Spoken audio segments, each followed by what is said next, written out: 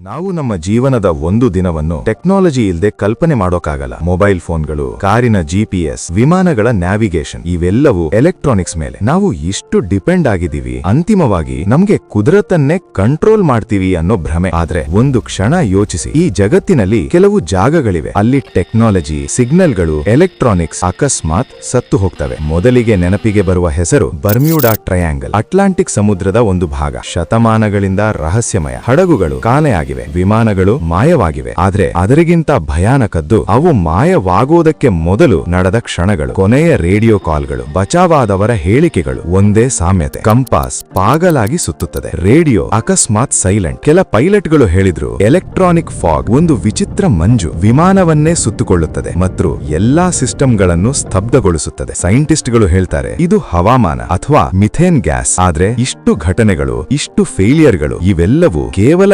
ಯಾದೃಚ್ಛಿಕವೇ. ಅದು ನಂಬೋದು ಕಷ್ಟ. ಮತ್ತು ನೀವು ಇದು ಸಮುದ್ರದಲ್ಲೇ ಆಗುತ್ತೆ ಅಂತ ಅನ್ಕೊಂಡ್ರೆ ನೀವು ತಪ್ಪು. ಭೂಮಿಯ ಮೇಲೂ ಇದೆ ಇನ್ನೂ ಹೆಚ್ಚು ರಹಸ್ಯಮಯ ಜಾಗ. ಮೆಕ್ಸಿಕೋದಲ್ಲಿ ಚಿಹುವಾಹುವ ಮರುಭೂಮಿ. ಅಲ್ಲಿ ಇದೆ ಝೋನ್ ಆಫ್ ಸೈಲೆನ್ಸ್, ಮೌನದ ಪ್ರದೇಶ. ಹೆಸರೇ ಸಾಕು ಭಯ ಹುಟ್ಟಿಸೋಕೆ. ಅಲ್ಲಿ ಕಾಲಿಟ್ಟ ಕ್ಷಣದಿಂದ ರೇಡಿಯೋ ಸತ್ತಂತೆ, ಮೊಬೈಲ್ ಸಿಗ್ನಲ್ ಸಂಪೂರ್ಣವಾಗಿ ಮಾಯ, ವಾಕಿ ಟಾಕಿಗಳು ನಿಶ್ಶಬ್ದ. ಇದು ಒಂದು ಡೆಡ್ ಝೋನ್. ಇಲ್ಲಿ ರೇಡಿಯೋ ತರಂಗಗಳು ಒಳಗೆ ಹೋಗಲ್ಲ, ಹೊರಗೂ ಬರಲ್ಲ. ಮತ್ತೆ ವಿಚಿತ್ರ ಏನು ಗೊತ್ತಾ, ಕಂಪಾಸ್ ಕೂಡ ನಾರ್ತ್ ತೋರೋದಿಲ್ಲ. ಅದು ನಿಯಂತ್ರಣ ತಪ್ಪಿ ತಿರುಗುತ್ತಿರುತ್ತದೆ. ಹವೆಯಲ್ಲೇ ಏನೋ ಇದೆ ಅನ್ಸುತ್ತದೆ. ಒಂದು ಕಾಣದ ಶಕ್ತಿ, ಎಲ್ಲಾ ಎಲೆಕ್ಟ್ರಾನಿಕ್ ತರಂಗಗಳನ್ನು ಶೋಷಿಸೋ ಶಕ್ತಿ.